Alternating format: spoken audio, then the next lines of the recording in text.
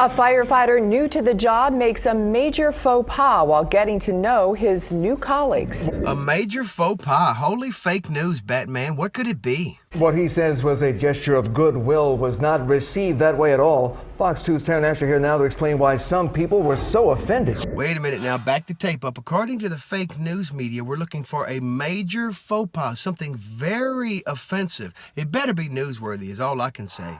Well, Robert Patterson had just completed the firefighter training academy. He was set to work at Detroit's Engine 55.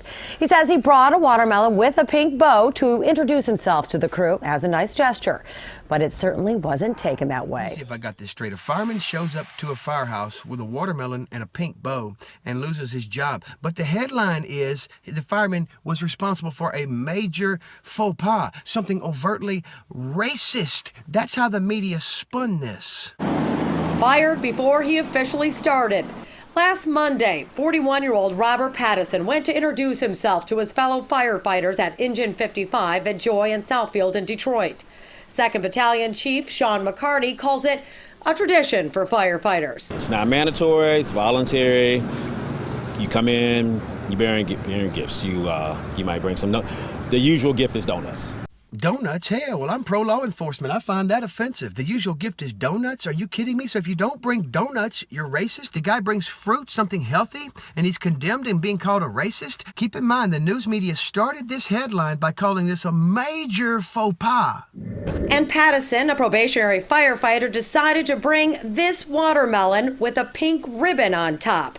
We're told some African-American firefighters were instantly offended, since 90% of the people who work at Engine 55 are black. Let me tell you, pencil next something in the liberal media.